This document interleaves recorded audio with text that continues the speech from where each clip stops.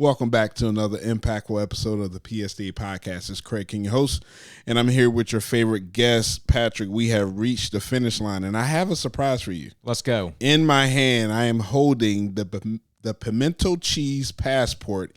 Eat your way through Columbia, South Carolina. I cannot think of a better passport for a teacher in Columbia, South Carolina to have with only a few weeks to go till summer break. Yeah, this is great. I smelled the calories already. Yeah, this is great. But they don't count because that's a passport. So calories that you eat in a different country, does that count? I don't know. Does not count. Because that's metric system, right? Yeah. Do they even count calories? No, they don't. I don't know. Government teacher, not calories science teacher. They do not count. But hope everybody out there is doing well. We are in our last stretch, Patrick, of the legislative session. Three more days. This is it. This is the last week. I did completely blow the opportunity last week to refer to it as the penultimate week of session. I've never understood that phrase, but I love that word. But this is it. So if last week was the penultimate, I guess this is the ultimate 3 days. Wow, this has been a session of vocabulary words. We had perfunctory a few weeks ago. That was pretty high up, and whatever word you just said, I forgot it already. Penultimate. It's all the big P words. Yeah, all the P words. Pimento. Look, P words. Man, we need summer break. We need a summer break. All right, let's jump into why we're here today. I think Tony is next door laughing at us right now. But she should. Yeah. So the Educator Assistance Act had a big week last week. Big week. It is on the way to the governor. The House concurred unanimously with the Senate amendments, which means the House of Representatives has now passed that bill unanimously, I believe, 7 times in the last 2 years, which has got to be some sort of record. But it's on the way to the governor. The governor said he's going to sign it. This bad boy is going to be law for the 25-26 school year. Yeah, outside of, the obvious benefits, we've hashed those out all session. But what does this mean to our educators? What type of signal does this send, Patrick? Well, I mean, in terms of a signal, before we talk about a couple of the specific policies that just need some clearing up, because there have been multiple versions of the bill. Sure. So let's make sure we talk about what's actually getting to the governor. But in terms of a signal, I think this bill signals 2 things. Number one, it signals that educators are respected. Now, at the State House. Now, does that mean that every single policy and every single policy debate at the State House is respectful toward educators? No, because debates sometimes get disrespectful. It's not just the legislature, that's in society at large. So I'm not going to claim that the Educator Assistance Act is Shangri-La and all of a sudden everything is roses and unicorns for educators. But it's a pretty significant statement in policy that the members of our General Assembly, that our state elected leadership respect and value the work of educators. They put a lot of time and effort into this bill. I mean, the House, again, passed it 7 times in 2 years. That means they weren't giving up.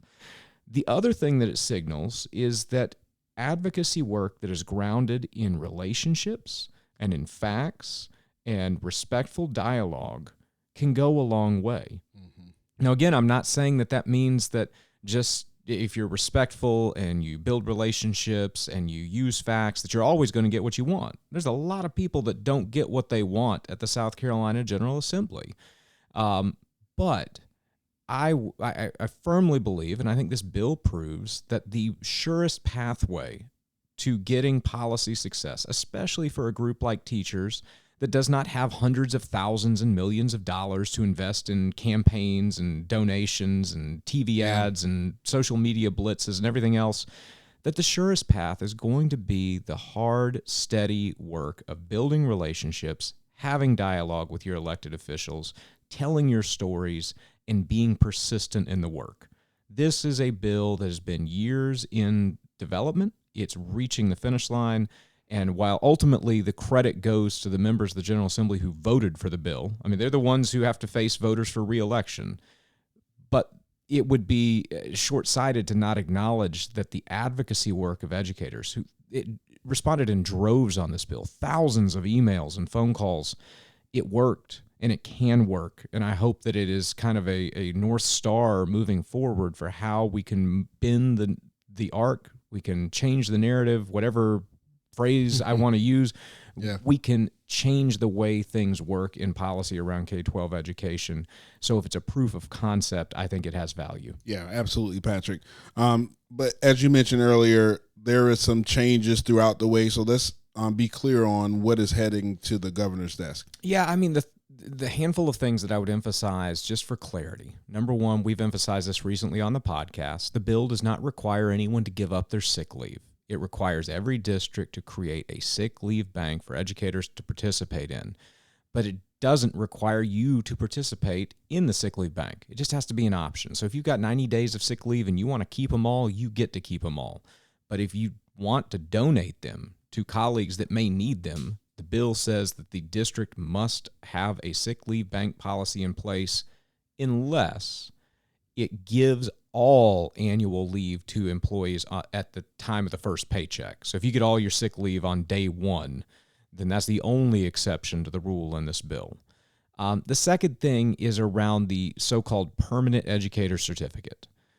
Version 1.0 of this bill, and let's say that the final product is probably version 6.0 or 7.0 at this point. Version 1.0 of this bill had a simple phrase that said, once you are on a professional certificate after year 3, you had a permanent educator certificate in South Carolina. No recertification necessary. As this bill worked through the legislative process, some policy problems with that became apparent, whether it was about certificate reciprocity with other states who require maintenance of certificates, whether it was about database management and the Department of Education knowing who's actually still an active teacher or not. There were some problems identified, but the bill pivoted to address the core goal, which was to eliminate redundant and duplicative burdens on educators without creating the unintended negative consequences. So what the final bill does is it does not have the language of permanent certificate. Instead, what it states is that districts must award renewal credit to a teacher who completes their required district professional development. By contract, every 5 years, teachers complete more than 120 hours of required professional development. So if you complete the PD assigned by your district and you're a current teacher, you will automatically renew your certificate because the district has to award renewal credits to you. And then the third thing that's important that I've seen a little bit of chatter about is the original 1.0 version of the bill had language in it that would have allowed a teacher to breach their contract with no penalty if they did so within 10 days of a district posting their final salary schedule. And I remember 1.0 of this bill was like 3-4 years ago. And at that time, most districts were not starting school until late July, early August, or even mid-August, consistent with what state statute says should actually be happening. What has happened since is that last year, I believe, and I could be corrected on this, so if I'm wrong and you email or call in and let us know, I will gladly shout out the person who corrects me on the next episode of the podcast. But I believe last year only one school district actually started on the third Monday in August, as state law requires. And if it was more than one, it wasn't a whole lot more than one. Right. We had districts starting in the second week of July. Yeah. And so what that does is if that 10-day free agency period became law, if I'm in a district that starts on July 6, July 7, and the state doesn't finalize the budget till June 30th, which is what they did last year, and my district doesn't finalize their budget until June 7th or 8th because they got to get the state budget first, that means teachers could literally breach their contract when the school year had already started, and that was never the intent. The intent was making sure that educators had a more fair and just contract that gave them information like what's your salary that every other profession on earth has. So what the bill has instead is a requirement that districts must provide a minimum salary schedule to teachers when the contract's issued. Now, you're not going to see it this year. If you're already looking at, if you're listening to the podcast and your district issued their contract on May 1st and you have till May 10th to sign it, don't forget. Because that's not good. You're not going to see the salary schedule on there because the bill's not law yet. So for the 25-20 or the 26-27 school year, you'll see the salary schedule on there. You'll have the info. That's what the intent was behind the bill. Yeah, and thank you for those 3 points of clarity, Patrick, so that we understand exactly what's going to the governor's desk. But, give yourselves a round of applause, teachers, advocates, supporters of this piece of legislation. It has been a journey, but it's been a true testament to the power of advocacy and the power of a single voice acting in conjunction with other voices and how that can move positive legislation forward. And the power of a single voice just to share an idea. Absolutely. There are multiple examples in this bill of ideas that were brought up by a singular PSTA member. I'll use a simple example. The provision in the bill that says, and this is going to be the first impact any teacher feels of the Educator Assistance Act, you report back to school in June, July, August, whenever your district's bringing you back, you have to have 2 days in your classroom. That's unencumbered, right. No meetings, no PD, no training, just you, your classroom, your walls to decorate, your data to look at, your assessments to design. That's in the bill because 3 years ago, a PSTA member who was at the time was in Newberry County simply emailed and said, man, I really could have used some time in my classroom before the school year started. And we said, that's a great idea. Yeah. So it's in the bill. One voice can go a long way. Yeah, you can. Thanks, Patrick, for that. Moving on to some bills that we are supporting. The work experience credit, Senate Bill 78 by Senator Young. Senator Hembry. And Hembry. So where are we with that? So the House gave it third reading on Thursday. It is on its way to the Senate and should be read onto the Senate calendar tomorrow, Tuesday, May the 6th. The Senate has to take it up again because it was a Senate bill amended by the House. If the Senate concurs with the bill, it heads to the governor to be signed into law. I fully anticipate the Senate is going to vote to concur, and that bill is going to make it to the governor before the end of session. Good deal. That's a great bill. We've heard the impact of this piece of legislation from a lot of teachers this session, and the potential impact and the importance of this bill getting past this session is important because of the date that is listed in the bill, correct, Patrick? Yeah, especially with the House amendments. So it's important for people, and I just want people to walk into this with eyes wide open. Yeah. The House amended the bill to include language that says that a application for work experience credit would only apply in the coming school year. It's not during a school year. It's not during a contract cycle. The reason there was a couple-fold. Number one, the department's going to have to develop the form and the application and the process for people to go through to apply for that work experience credit. Secondly, it's to, especially in that first year of implementation, to keep districts from getting hit with a significant influx of mid-year salary increases that they didn't budget for.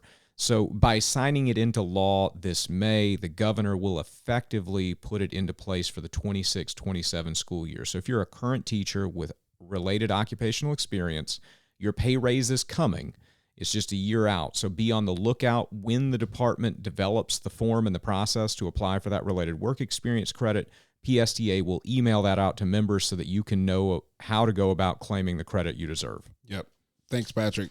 One point of the budget that's different in the House and the Senate versions, the health insurance premium. So let's talk about that and what we want teachers to advocate for. Yeah, so the Senate version of the budget fully funds the projected increase in costs to the state health plan. Mm-hmm. What the House did is they only partially funded the increase in cost, and they were going to allow the employer contributions in the form of monthly premiums to cover the rest of the projected increase in cost. The difference there calculates out, and I got this wrong on the last podcast as we were recording it the first time, so I'm just going to make sure I get it right this time.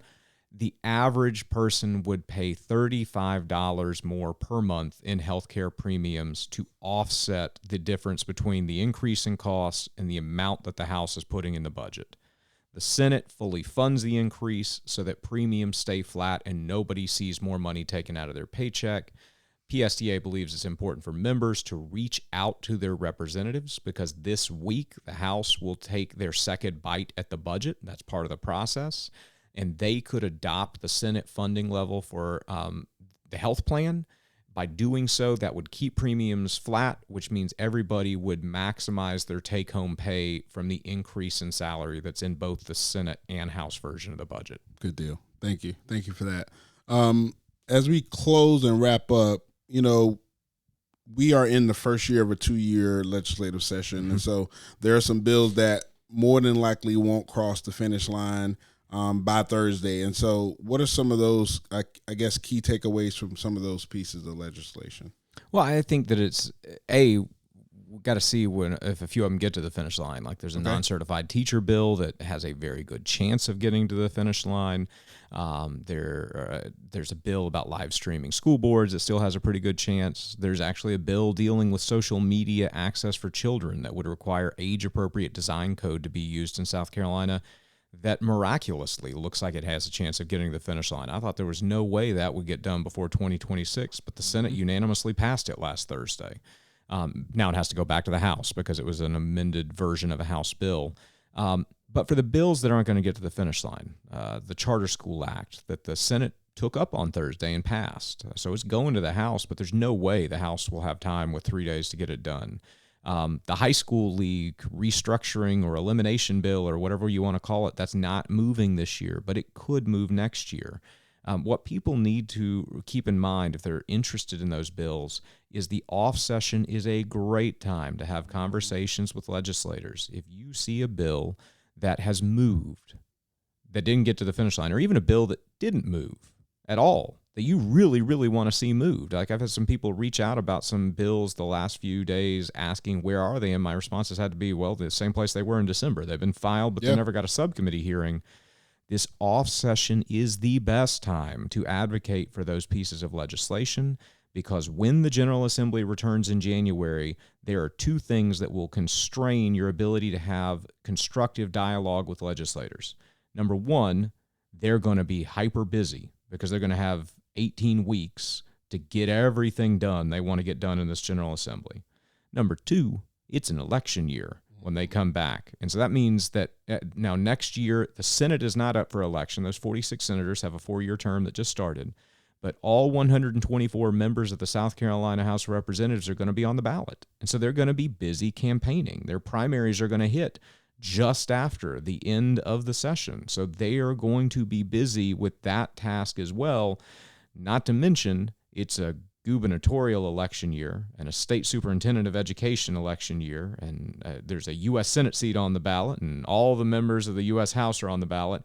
It will be busy. So if you've got a bill you want to see move, have the conversation. Reach out to your elected official between now and January 2026 and start telling your story and making the request for what you want to see move in January. Great information, Patrick. You heard it from the godfather of common sense, as we like to call him. Some things on the internet just never die. No, they don't. They don't. Sorry, Patrick. But no, I want to give a personal shout out to all the educators this session. You know, obviously we have 3 days left in the session, but really I just want to say thank you for all the advocacy, all the hard work you do every day in your classroom and your communities. We hear every day firsthand the impact that teachers are having in their classrooms. And I also want to shout out our 23 Hill Day participants we had during the 2025 legislative session. And also to remind you, you probably already received this email, but there is a survey that we would love for you to complete. You can click on the link in the bio of this podcast episode and complete that survey because we want to make sure we enhance the experiences that our attendees have at Hill Day. So, Patrick, anything else before we go? No, sir. I'm just about to go hit the pimento cheese passport. Yep, I'm right there with you. It's been another impactful episode of the PSTA podcast. I'm Craig King, your host. I'll see you next time.